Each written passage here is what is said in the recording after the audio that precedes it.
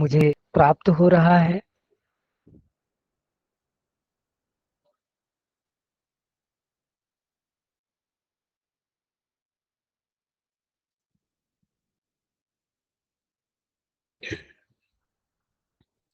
लघु सिद्धांत कौमुदी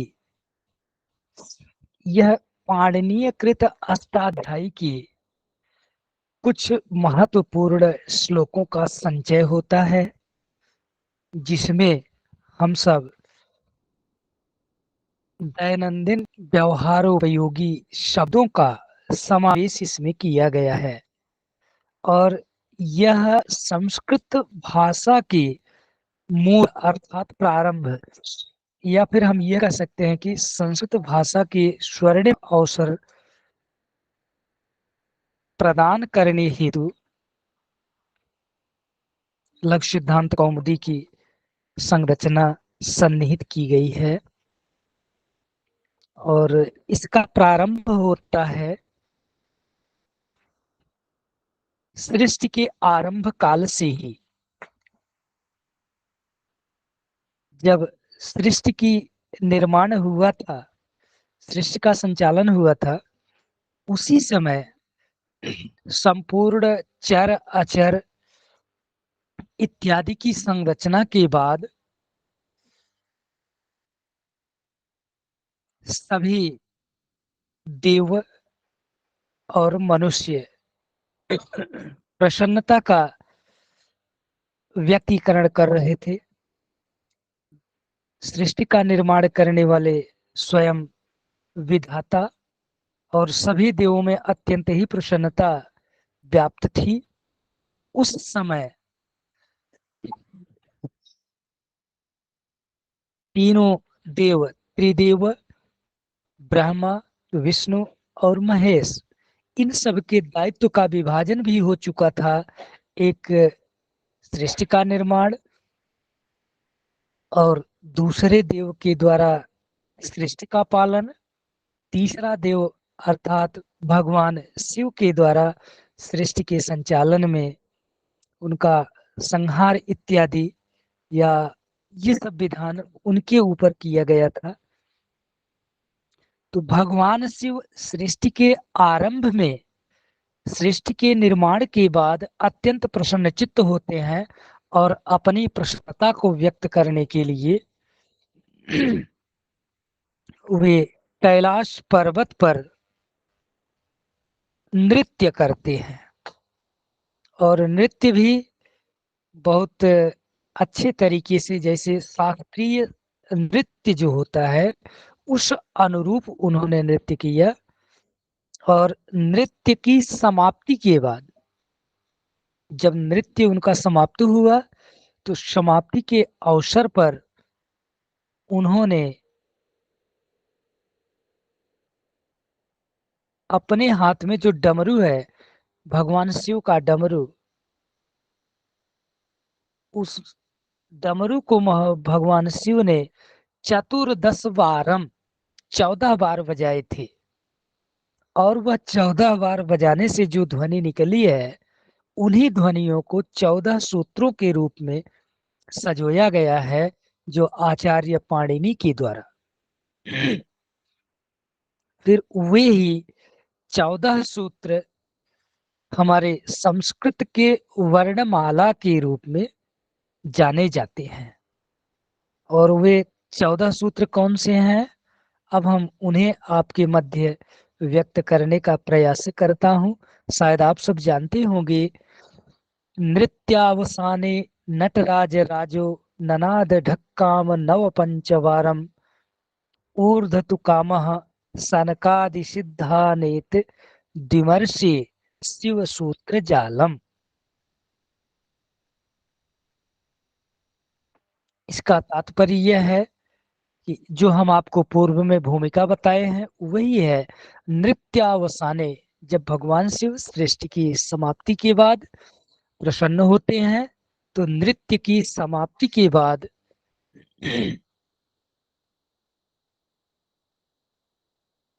इन्होंने ननाद ढक्काम, ननाद का मतलब होता है आवाज किए थे, ढक्का का मतलब होता है डमरू। ढक्काम डमरू को बजाए थे। नव पंचवारम, नव और 5 बार इन्होंने डमरू को बजाए थे। तो 9 और 5 मिल करके कितने होते हैं? 14। अर्थात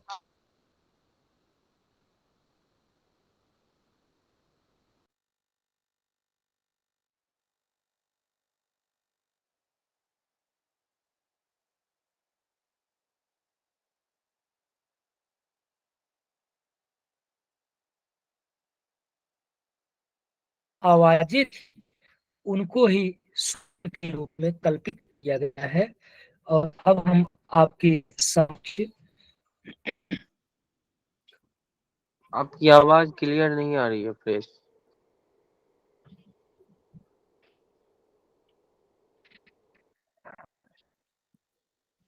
गुरुजी आवाज क्लियर नहीं है।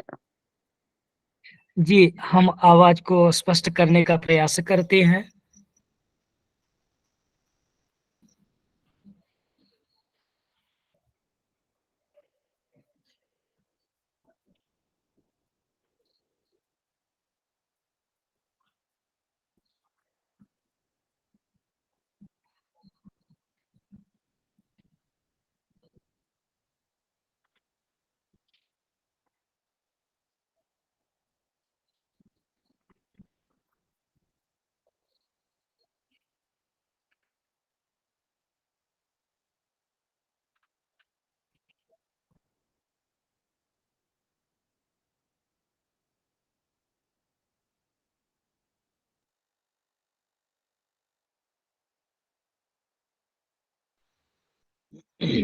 अब सुनाई दे रही होगी। जी जी। जी आ तो रही है। वे जो 14 स्वर हैं, तो 14 जो सूत्र हैं, उन सूत्रों के विषय में भी हम लोग पूर्व में जानते होंगे। हम एक बार उसका उच्चारण करते हैं, इसके बाद फिर स्क्रीन पर दिखाने का मैं प्रयास करता हूँ।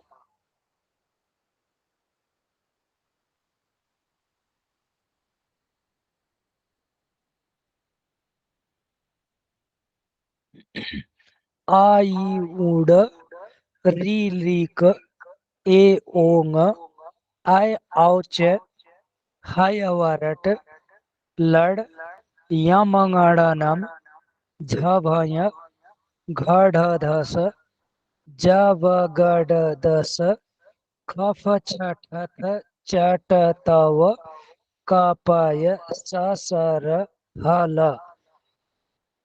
ये ही 14 सूत्र हैं। क्या आप सब इनको पूर्व में जानते हैं?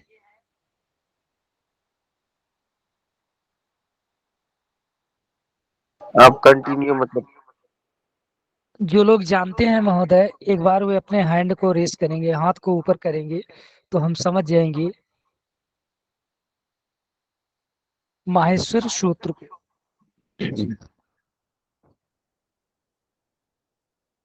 जी, धन्यवाद महोदय जी।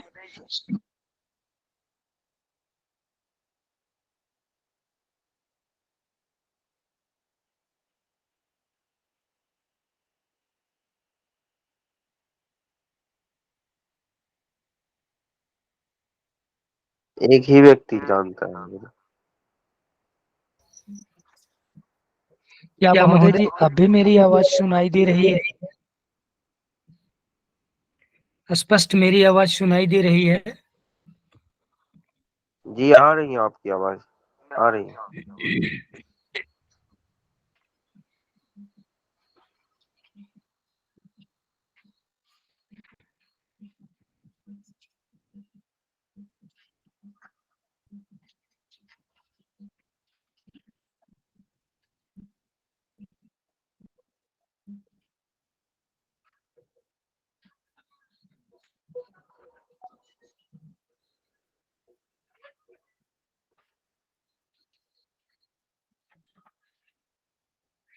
राजकुमार महोदय जी, ये शेयर नहीं हो रहा है।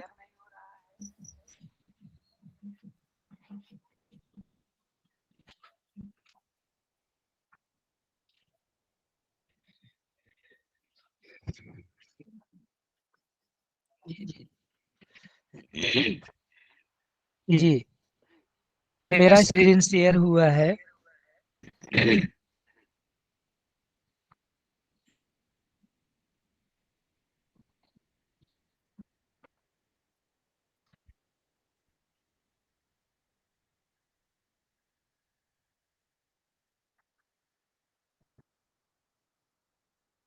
हम स्क्रीन आपके पास तक पहुंच रहा है। तो एक बार राम सागर महोदय जी, आपका स्वागत है। मैं एक बार आपसे चाहूंगा कि एक बार आप इस माहेश्वर सूत्र का उच्चारण करेंगे।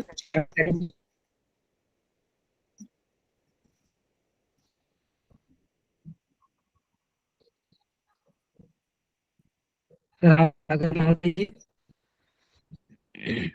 राम सागर महोदय जी।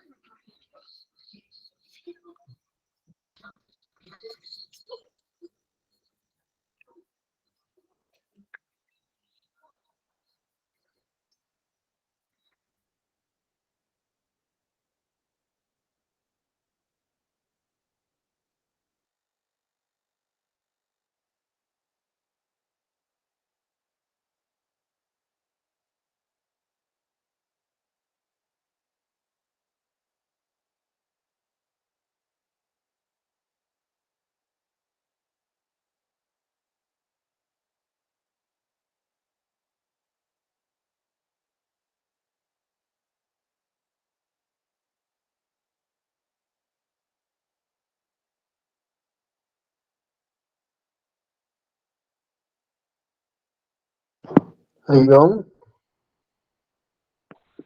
हरि, क्या मेरी आवाज सुनाई दे रही है? जी जी महोदय, सुनाई दे रही।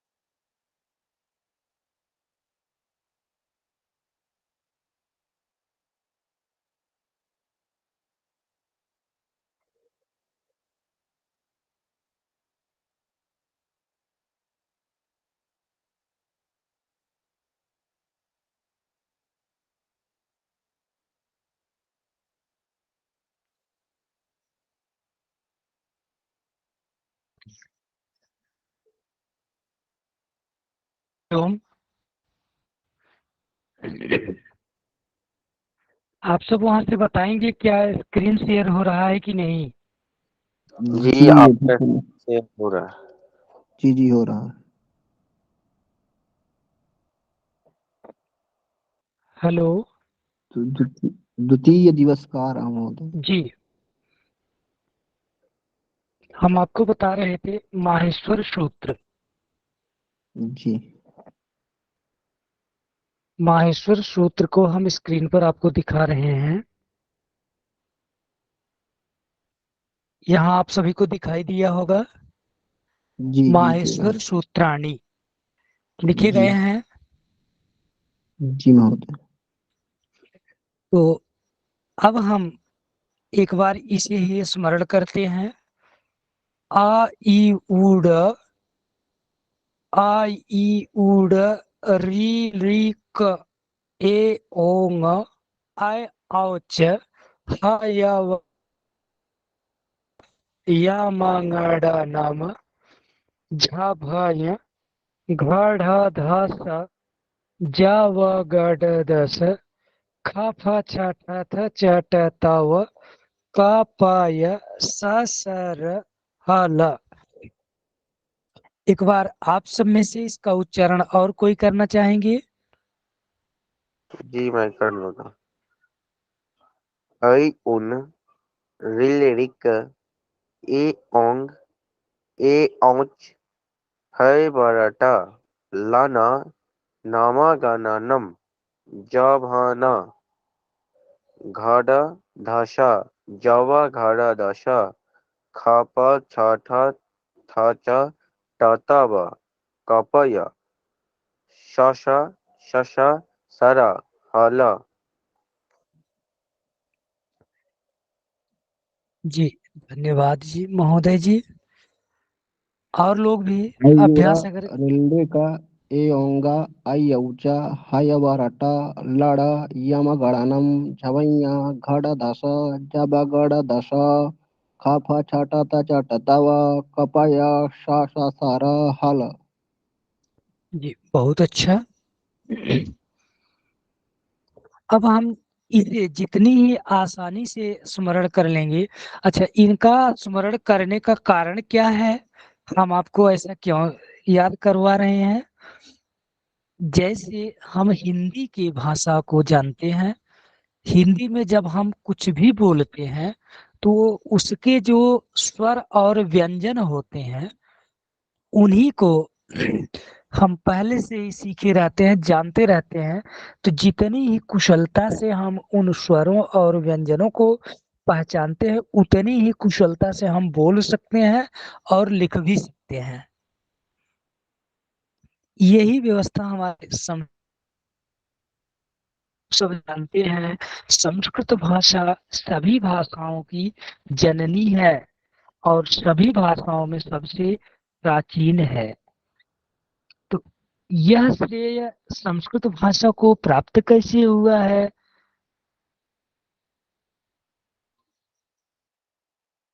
इसकी विश्वसनीयता सिर्फ इतनी है कि जितनी भी भाषाएं होती हैं सभी भाषाओं के लगभग 60%, 40% से लेकर के 70% के वर्ण संस्कृत भाषा के होते हैं, वो विश्व की कोई भी भाषा हो। और हिंदी, हिंदी तो बिना संस्कृत को पूर्ण ही नहीं होती है। जब तक संस्कृत भाषा का सहयोग या फिर संस्कृत भाषा का अध्ययन हम नहीं करते हैं तब तक हिंदी भाषा पूर्णता को नहीं प्राप्त होती है। हिंदी भाषा के लगभग 80% शब्द संस्कृत के ही हैं।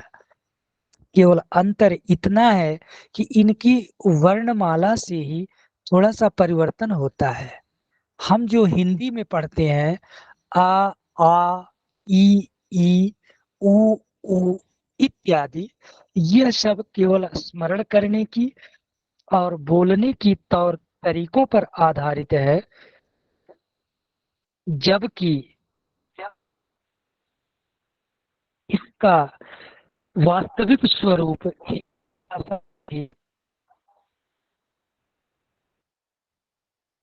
संस्कृत भाषा से ही लिया गया है।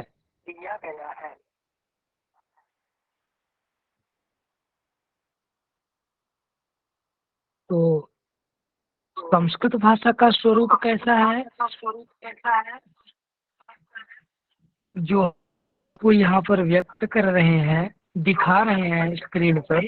ये ही हमारा स्वरूप है।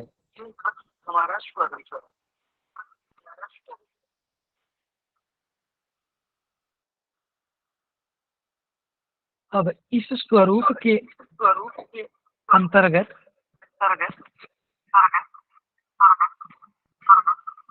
शायद मेरी आवाज आप सबके पास स्पष्ट नहीं जा रही होगी, द्वित्व हो रहा है। जी स्पष्ट अब नहीं आ रही महोदय। जी अब स्पष्ट सुनाई दे रहा होगा।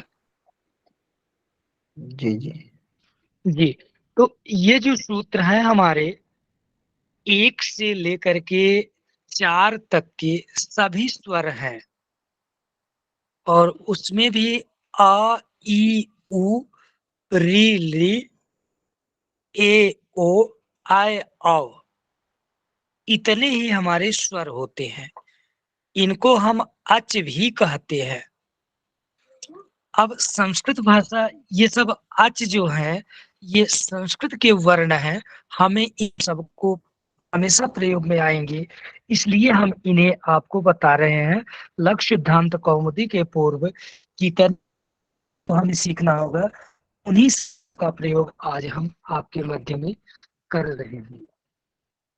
महोदय, लक्ष्य सिद्धांत कौमुदी में पहले मंगलाचरण हुआ है नत्वा सरस्वती में। जी महोदय जी, ये लघु सिद्धांत कौमुदी में, अच्छा क्षमा करिएगा महोदय जी, हमको ये एहसास हुआ है कि हम लगभग 5-6 मिनट पूर्व में आप सबके बीच में आए हुए हैं, लेट विलंब से आए हैं। तो हमें ये महसूस हुआ कि आप सब वंदना इत्यादि प्रारंभ,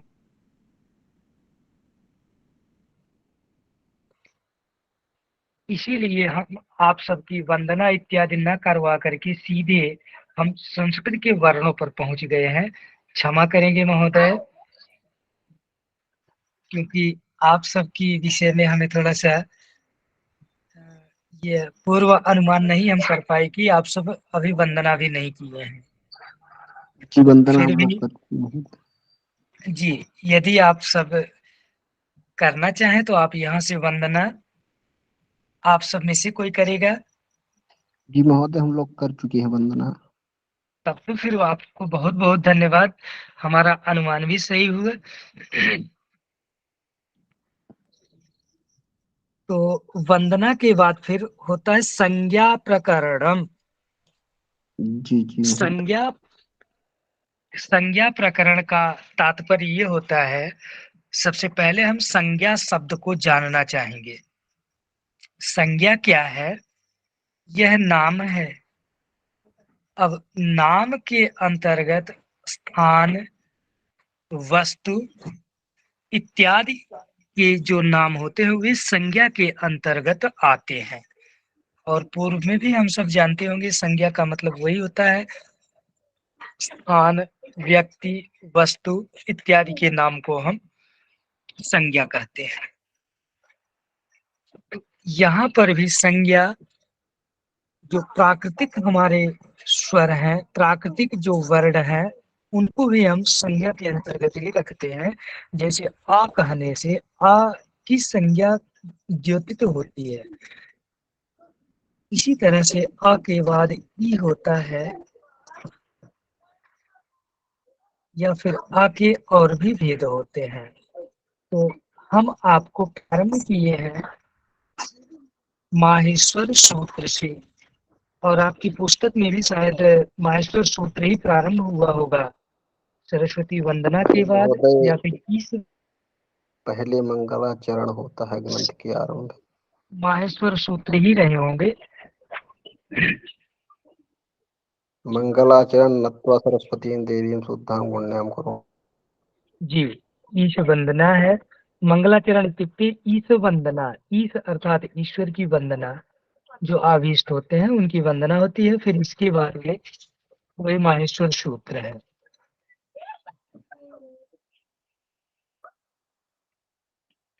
तो अब आप सब हमें यहाँ बताएंगे, हम आपको जो लघु सिद्धांत कौमुदी की पुस्तक है सेम पुस्तक को बताएं, या फिर आप सबके लिए जो आवश्यक मैं समझता हूँ हम उसे अपने तरीके से बताऊं, जी जैसे आप महोदय, सब। पुस्तक पुस्तक के हिसाब से बताएं महोदय। ठीक ठीक महोदय जी। तो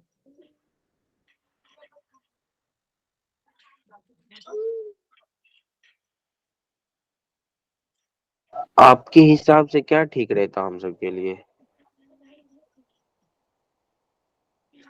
जैसे महोदय जी, ये जो लघु सिद्धांत कौमुदी की पुस्तक है, तो यह तो ऐसा होता है विद्यार्थियों के लिए ज्यादा उचित पड़ती है, लेकिन हम सब जो गृहस्थ आश्रम में अ, निवास कर रहे हैं, गृहस्थ आश्रम में हमारा अनुमान यहाँ तक है कि यदि हम सब किसी परीक्षा की तैयारी करते हैं, तो उस परीक्षा की तैयारी के लिए हम पुस्तक के अनुरूप बताएं। और दूसरा उद्देश्य हम लोगों का होता है कि हम संस्कृत के शब्दों को जाने, समझे, सीखें, कौन सी संधि, कौन से शब्द का क्या अर्थ है। हमारा अनुमान यही है कि हम सब इसी उद्देश्य से पढ़ रहे होंगे कि हमारा संस्कृत हम समझ सकें, जान सकें। तो इसलिए कुछ अनुभव भी होते हैं, अनुमान भी होते हैं। हम अभी जब आपको अपने तरीके से बताते, तो शायद बीच के कुछ सूत्रों को भी छोड़ देते, लेकिन जब आपकी अनुमति है कि हम पुस्तक से ही पढ़ेंगे, तो हम पुस्तक के अनुरूप ही आपको बताते हैं। तो जी महोदय, पुस्तक धन्यवाद। पुस्तक से पढ़ेंगे तो वो ठीक रहेगा ना? महोदय जी, हम आपको दोनों बात बता दिए कि हमारा उद्देश्य क्या है। अगर हम किसी परीक्षा की तैयारी करते हैं, क्योंकि परीक्षा की तैयारी में अब आपको ये जानना पड़ेगा कि हम इसमें से किस सूत्र का प्रयोग नहीं करते हैं। तो अब ये अनुमान आपको लगाना होगा। महोदय, पुस्तक से ही पढ़ाएं। ठीक ठीक महोदय जी।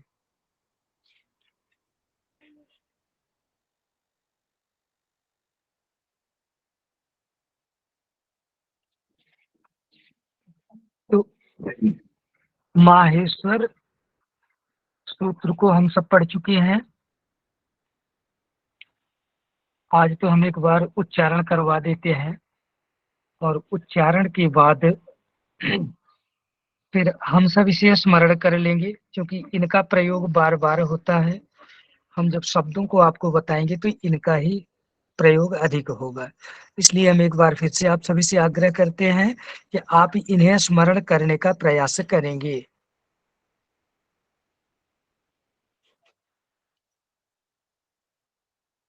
अब हम यहाँ पर बताएंगे माहेश्वर सूत्र।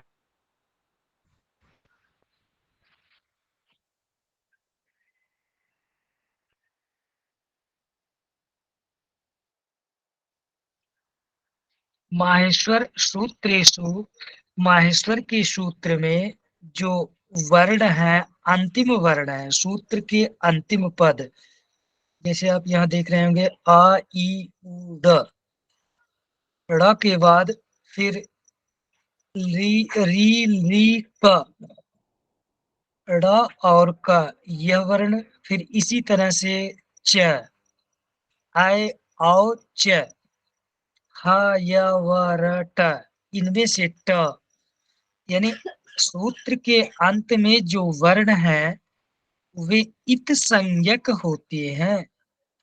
येषामन्त्या इतः, ये सब अंत्य के वर्ण हैं, उनका नाम इत भी है।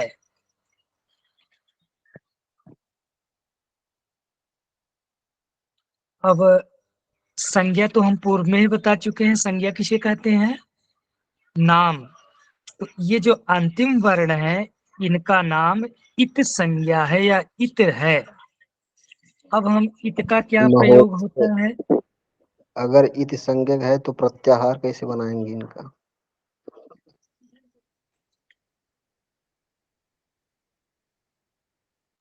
जी महोदय, अब इस प्रश्न का उत्तर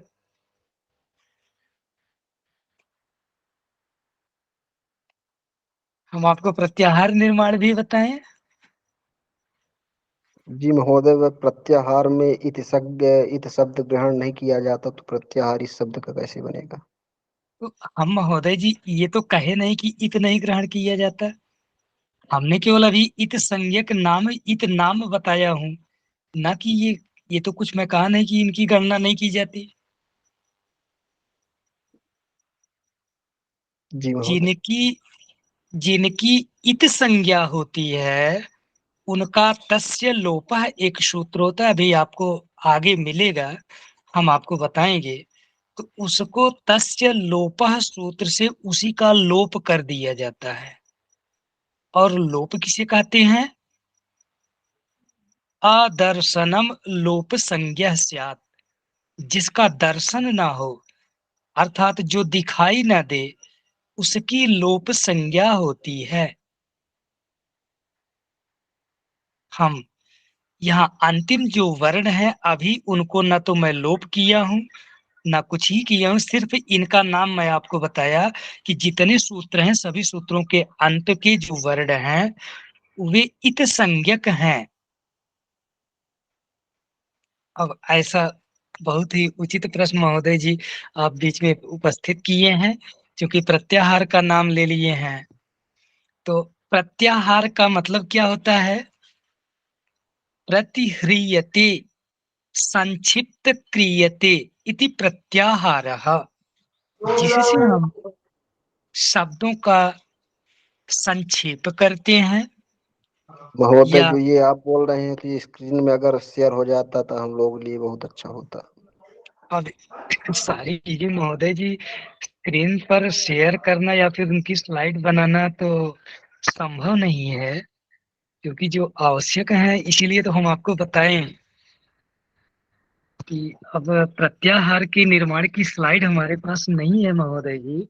अब यहाँ पर आपको या तो पुस्तक रखना होगा या फिर हम केवल उच्चारण कर सकते हैं। जी तो लक्ष्य सिद्धांत कौमुदी में ये है महोदय? क्या लक्ष्य सिद्धांत कौमुदी में महोदय? तो हम जो भी बता रहे हैं वो तो लक्ष्य सिद्धांत कौमुदी से ही बता रहा हूँ ना।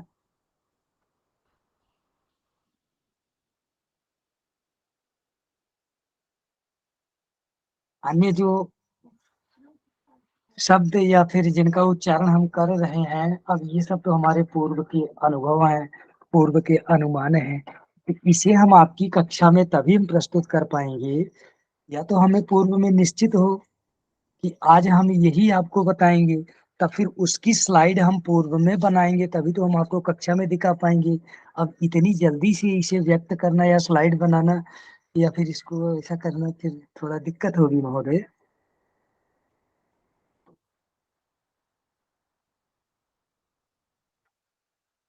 तो हम आगे चलते हैं। ईसामन्त्या इतः, इस सूत्र के अंतिम जो शब्द हैं उनकी इत संज्ञा होती है।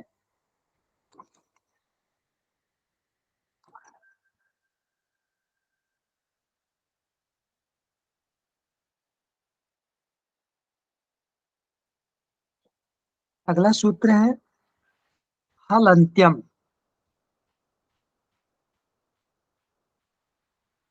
इसका मतलब होता है हलंत्यम उपदेशे अंत्यम हलिस्यात्।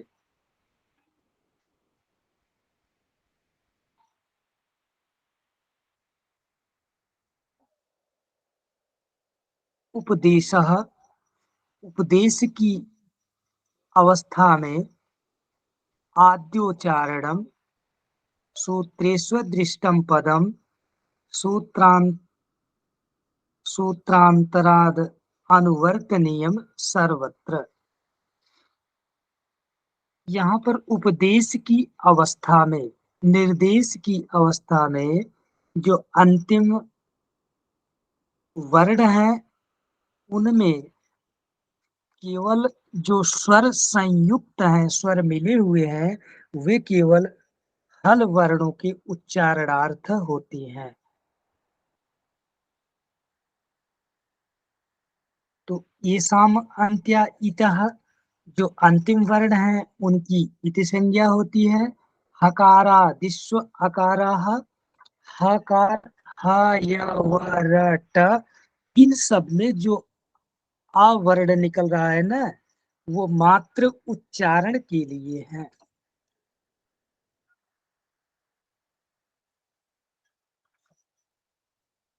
यहाँ तक स्पष्ट होगा महोदय जी? गुरुदेव नहीं समझ पाया। जी, हम आपको पुनः एक बार बताने का प्रयास करता हूँ।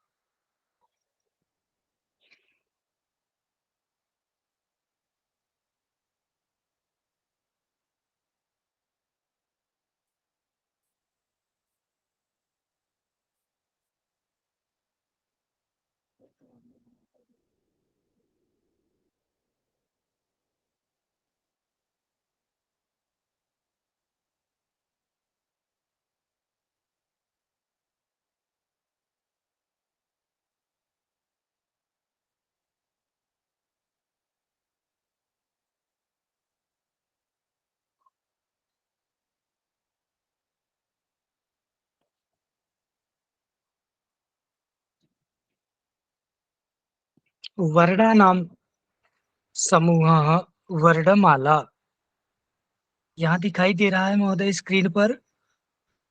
हाँ गुरुदेव। वर्णानाम वर्णानाम समूह वर्णमाला, वर्णों के समूह को वर्णमाला कहते हैं। यहाँ दो शब्द हैं, वर्ण और माला। वर्ण किसे कहते हैं और माला किसे कहते हैं? हमें बताएं या फिर आप सब कुछ सहयोग करेंगे? गुरुदेव आप ही बता दें इस। वर्ण और माला।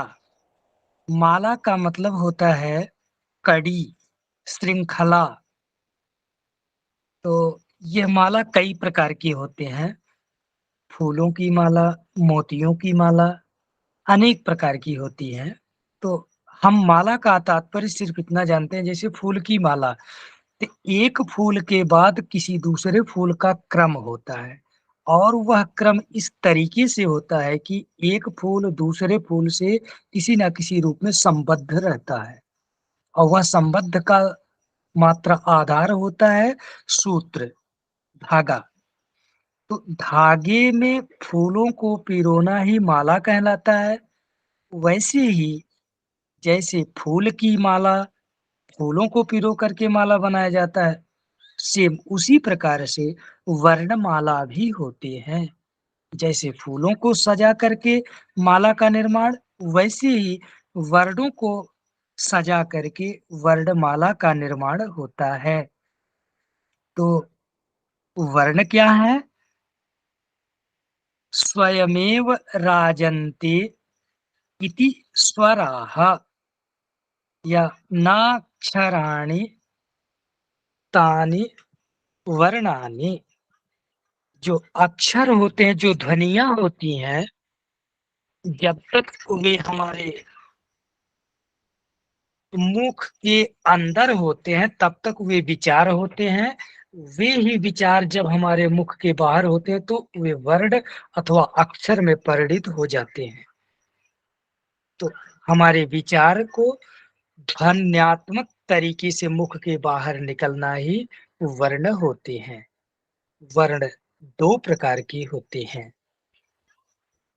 पहला होता है स्वर और दूसरा होता है व्यंजन। अब आप स्क्रीन पर देख रहे होंगे, स्वर किसे कहते हैं? स्वयमेव राजन्ते इति स्वराः, जो स्वतः में सुशोभित होते हैं, स्वतः से व्यक्त होते हैं, उसे स्वर कहते हैं। अब यहाँ एक शब्द आया हुआ है, जो स्वतः से व्यक्त होते हैं या फिर जो स्वयं स्वयं प्रकाशित होते हैं, वे स्वर कहलाते हैं। उदाहरण के तौर पर यदा लघु बालक, जब छोटा सा बालक जन्म लेता है तो उसके मुख से पहला शब्द, पहला अक्षर आ इति ध्वनि श्रूयते। आ, ऐसा स्वर उसके मुख से निकलता है। यह प्राकृतिक होता है, स्वतः होता है, स्वयं निकलने वाली ध्वनि होती है। इसे ना तो बालक को सिखाया जाता है और ना ही बालक पूर्व में सीखता है। ये अक्षर की उत्पत्ति होना या इस वर्ण की ध्वनि निकलना ये स्वाभाविक होता है। और आ शब्द निकलता है तो फिर हमारे शरीर की क्या दशा होती है? बालक जब जन्म लेता है तो वह प्रसन्न चित्त नहीं रहता है, हंसता नहीं है, बल्कि वो रोता है। तो आ ध्वनि जब हमें दुख की अनुभूति होती है तो ऐसा वर्ण निकलता है। थोड़ा सा और दुख बढ़ जाए तो आ के बदले में मुंह को संकुचित कर लेंगे, तब ई ध्वनि आती है। तो आ के बाद फिर ई वर्ण आया हुआ आप देखेंगे हमारी ये जो पूर्व में हम आपको दिखाए थे स्लाइड, उसमें रहा होगा आ ई उ ड। आ वर्ण का तात्पर्य बस यही है कि सबसे पहले प्रथम आ वर्ण ही मुख से निकलता है और उसी के जस्ट बाद में थोड़ी सी और दर्द बढ़ जाए और दुख बढ़ जाए तो ई ध्वनि निकलती है। और फिर उससे भी ज्यादा हो जाए यानी दुख हमारे बर्दाश्त के बाहर जब हो जाती है तो ई के बाद ऊ ध्वनि निकलती है। ये सब हमारे प्राकृतिक रहस्य है मान्यवर। तो हम इन सब की अन्य वैज्ञानिकता के विषय में अगली कक्षा में फिर आपको बताएंगे, या फिर हम यही अभी बताएंगे तो हम अपने उद्देश्य पर नहीं पहुंच पाएंगे। इसलिए हम ये कहेंगे कि जो शब्द, जो वर्ण स्वतः से उत्पन्न हो जाते हैं, स्वतः अनायास ही हमारे मुख से निःसरित होते हैं, उसे हम स्वर कहते हैं। और दूसरा इसका विभाग है व्यंजन। तो व्यंजन किसे कहते हैं? परिभाषा है व्यंजन्ते एभिर इति व्यंजनानि। इसका अर्थ है व्यंजन्ते, व्यक्त किया जाता है, एभिहि अर्थात इन सब के द्वारा। इनके द्वारा, ये जो ऊपर हमने आपको स्वर बताए हैं, इन स्वरों से जिसे व्यक्त किया जाता है या उच्चारण किया जाता है उसे हम व्यंजन कहते हैं। जो अभी आप अपने सूत्र में पढ़े हैं, हकारादिश्व अकाराः। ह वर्ण के उच्चारण में ह कहने के बाद आ को ना हम उच्चारण करेंगे तो हम ये नहीं समझ पाएंगे कि मैं ह कह रहा हूँ कि विसर्ग कह रहा हूँ कि क्या कह रहा हूँ। इसलिए पहला प्रकार है स्वर का जो स्वयमेव उच्चरित होते हैं, और दूसरा है इन स्वरों की सहायता से व्यंजनते, जिनको हम व्यक्त करते हैं उसे हम व्यंजन कहते हैं। तो हमारे वर्ण कितने प्रकार के हैं? दो प्रकार के। पहला है स्वर और दूसरा है व्यंजन। स्वर किसे कहते हैं? जो स्वतः में उच्चरित होते हैं, प्राकृतिक स्वरूप से हमारे मुंह से निकलते हैं, उन्हें हम स्वर कहते हैं। और दूसरा है व्यंजन। तो व्यंजन किसे कहते हैं? व्यंजन वे शब्द होते हैं जिनको हम स्वरों की सहायता से बोलते हैं या उच्चारण करते हैं, वे व्यंजन कहलाते हैं। यहाँ तक स्पष्ट हो गया महोदय जी? जी जी महोदय। गुरुदेव कक्षा कितने बजे तक चलती है आज? चलेगी? अब आज चूंकि पहला दिन है, शायद आप सबकी और कोई कक्षा है। हम ठीक है महोदय जी, हम यहीं पर इसको बंद करते हैं। कल हम फिर 8 पर आप आज ये है वह कल की कक्षा में नहीं होने पाएगी।